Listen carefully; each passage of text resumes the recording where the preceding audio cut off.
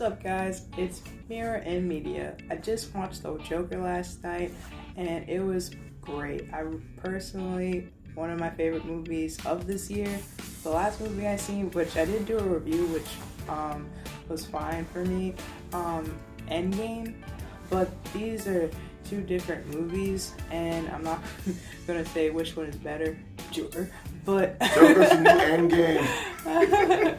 But this movie was fantastic. I don't see any flaws in the movie. I feel like it's going to definitely bring back DC movies compared to like how it was in the past, where there were certain movies that I'm not gonna mention that weren't that great, and now hopefully they have a steady like speed where Birds of Prey is coming out soon, but I'm not gonna go watch it. It doesn't look appealing to me, and I don't really like Margaret Robbie's version of Harley Quinn. Her accent sounds like she's from Brooklyn, but I'll digress about that. Mainly, Joker movie is like I said, it's really great movie. It's fantastic. The fact that they do talk about mental illness in this film, and they have certain things that make sense. You kind of don't get, like, you don't really, if you don't have a mental illness, you personally won't understand certain things, but if you do have a mental illness, you kind of can relate to the Joker, which is very weird because he's a villain at the end of the day. And in the comics, he was well known to lie about certain things about his origin, what caused him to become the Joker. And whatever or whoever he was talking to, he would say a lie out of the convenience, whether they wanted to believe it or not. And just like he did with Harley Quinn, and saying that his father used to abuse him, and she just wanted to fix him and help him, and that's what caused Harleen Quinzel to become Harley Quinn. And one of the reasons anyway. But I digress about that. From like Gotham as a city, and just based on 1970s, it's very gritty. You get the feel it's like nasty and unsafe, and even though there was some splash of color here and there, it just felt gray and really gross. Like there's certain scenes where, like one scene where he's kicking trash, and it's just like gross, and they're talking about super rats, which I thought was funny because like the main thing that Gotham is inspired by is like New York and Chicago and stuff like that, cities that have like a high population of people, but also like that horrible stereotype of living in the city, and which also is a good song from Stevie Wonder. It's just like really gritty, and his life just sucks. Bottom line, it sucks. Not only does he have mental illness, but they don't tell you what mental illness he has. He may be schizophrenic and bipolar. He could be a mix of things, or whatever. But the other thing is that like the portrayal of the Joker from Joaquin Phoenix was fantastic. You can you really feel bad for him, and you're trying to root for him. Even when he like has a crush on his neighbor, you really think that they like each other, and then there's a twist at that part, and I was kind of like, oh crap, I believed it. So I just thought that was great. And then from the mom, you just like feel like, I don't know, it's just very sad. And then also the rise of him becoming the Joker is just like in the back of my mind, it's like this guy in the comics and the movies is really evil, but at the same time, in my opinion, I feel like, there are things that triggered him in causing to be chaotic and stuff, and naturally you would think like, oh, you wouldn't want to go into the bad side, but it's so easily to be tempted by it.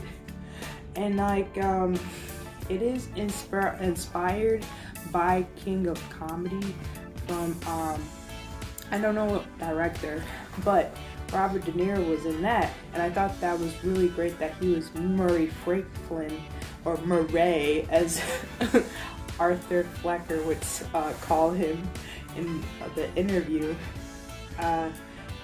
It was kind of like a great tribute for him to be in it. And then just like the part where he's like at the hospital with his mom, and he's sitting down smoking a cigarette, and the police come to question him, and before he leaves, like storms off, and he flicks a cigarette, and he hits the door, and he's like waving his hand to see if it opens, and they're like, that's an exit.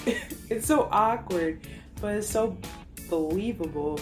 I was just thinking to myself in the part where the Dark Knight happens, where the Joker is pushing the button for the hospital to explode, and he's just like, what's going on? And then it does explode, and then he freaks out. Moments like that kind of make you relate to the character even more, because they're perfectly imperfect.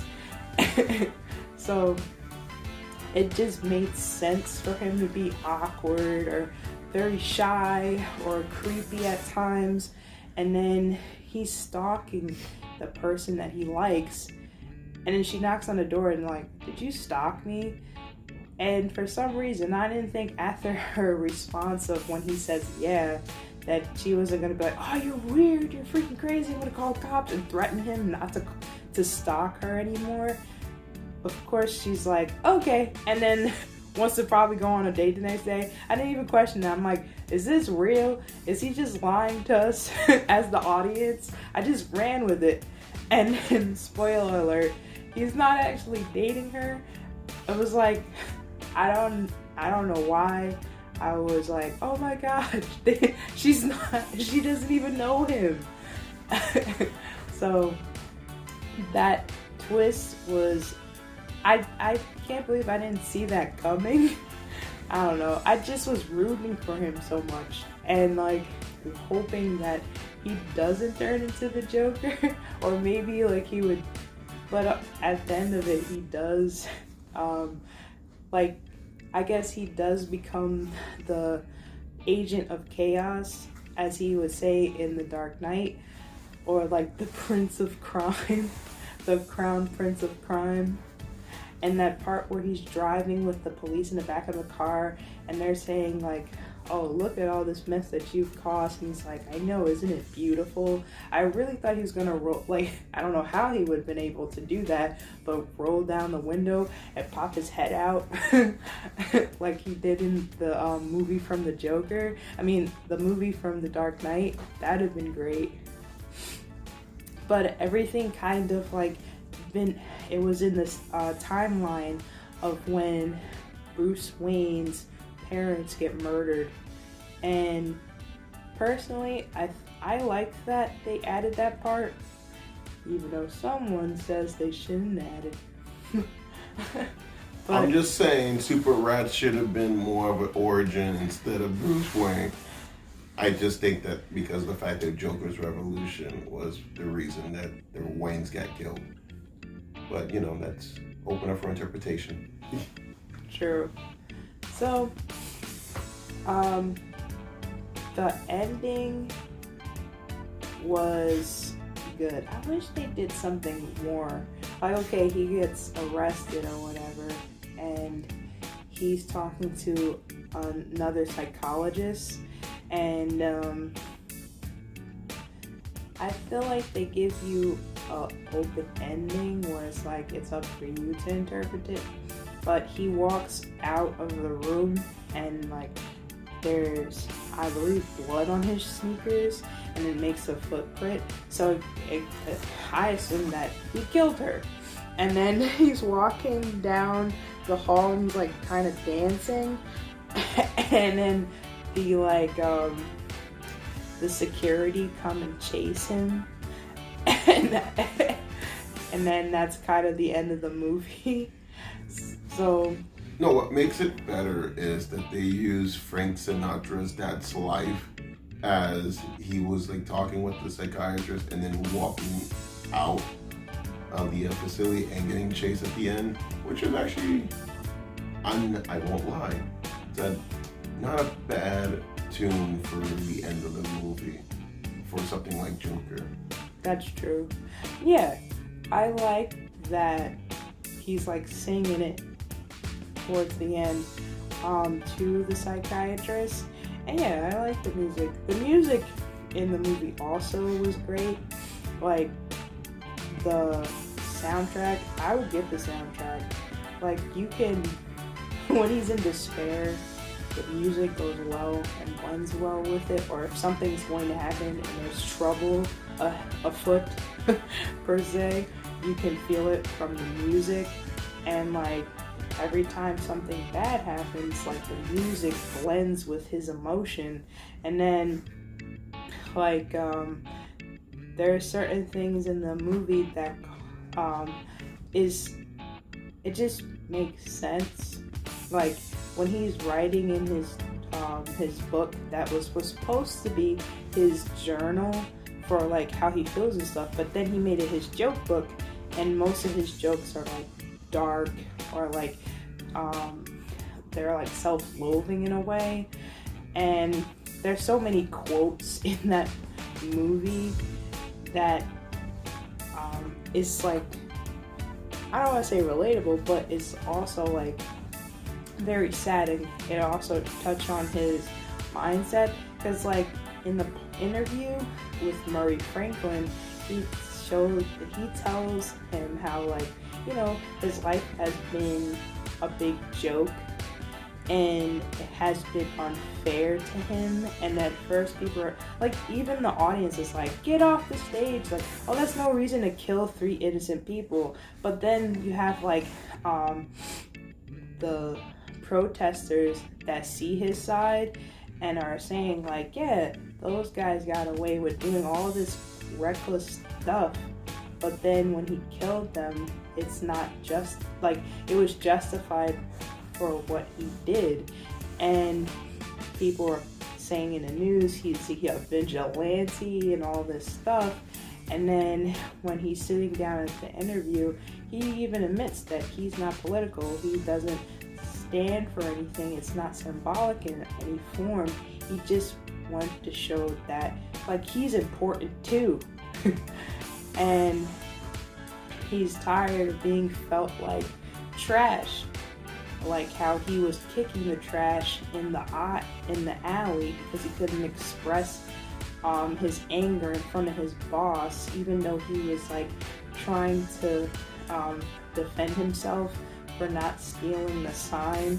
His boss, you can tell, is tired of it anyway, even though he said he liked him, but he was probably wanting to fire him because he's not a good worker per se. But yeah, he has, like, in a nutshell, a terrible life, but at the same time, it does not it's like, it doesn't justify killing 3 people, and then at the same time, he just like goes insane. I really thought he was gonna kill himself, and I'm just waiting for it, even though I know he's not going to. But then, when he kills Murray Franklin, that was actually the one thing I wasn't expecting. I didn't expect him to kill Murray Franklin, but then I wanted to see how it was gonna go anyway. But also, there's I forgot what movie it is, but there is an animated movie based off a comic where the Joker is having an interview with a talk show host. So that also gave me like a, hey, this is in the movie, that's cool. But he kills the audience, so that doesn't happen in the movie. But yeah, it's just a really great movie. I can go on and on about how great this movie is and how it's just like, um, showing another side of the Joker besides like the evil side of the Joker. But I definitely recommend this movie. Okay, I think I ranted too much because I was trying to go back into seeing what I saw in the movie and express my opinion, and I kind of zigzagged, but I feel like I got back to where I needed to go. And I hope you guys liked this video. Like, comment, subscribe, and tell me your thoughts of how you felt about the movie, whether you liked it, you didn't like it. You know, enjoy your day. All right, bye. Do it. Come on, do it. Yeah. Wow. I don't know, I'm just being stupid. Oh yeah, I forgot to mention another thing, the infamous dancing. Oh my gosh, that was great. I enjoyed the dancing. So many memes, so little time. I thought that was so great when he's going down the stairs and dancing, just as having a great time, and then the police are all the way up the stairs just watching him be a fool. And they're like, "Hey, Arthur is out, crap!" And this starts running. Oh yeah, that's another thing. Another thing. He's always smoking a cigarette and running in this movie. It's like, how do you have the energy? You're always smoking a cigarette. It's like there's cigarettes, like they're promoting smoking or something. There's cigarettes by his bed. He smokes one in his with his psychiatrist or psychologist. He's freaking smoking a cigarette when he's like eating. Well, you don't really see him eat. You see him feeding his mom, but like, oh my gosh, that's his body is, he's very, very extremely skinny or slim, where like when he stretches or does certain movements, you can see like his rib cage, and it's like Joaquin Phoenix, which I'm probably like saying wrong, of course, because it just sounds weird. Not the name, but how I'm saying it. He's like, he was there very dedicated to the role, but I think he's a method actor anyway, and yeah, he definitely is.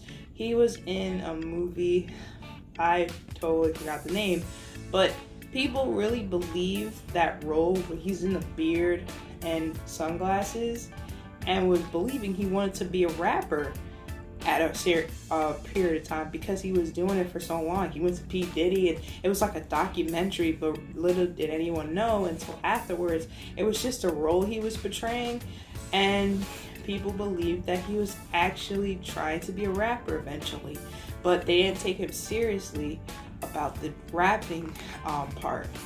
And then in this movie, he's like lost so much weight. It also reminds me of The Machinist, where Christian Bale dedicates his body to this film where he's so skinny, you can see his rib cage when he's like, and then when he's hunched over, you can see Joaquin Phoenix's like spine and like every shape and form of his back.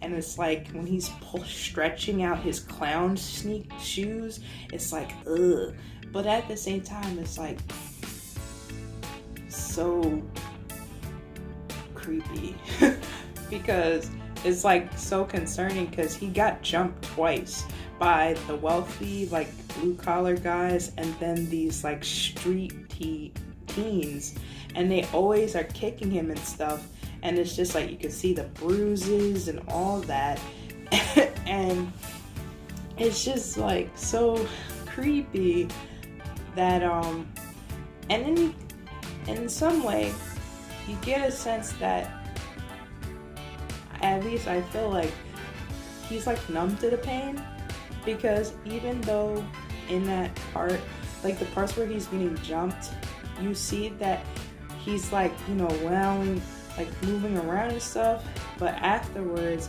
or even during that time, it doesn't show completely that he's in pain. He's just like kind of hovering as if he doesn't want to hit his face or anything like that.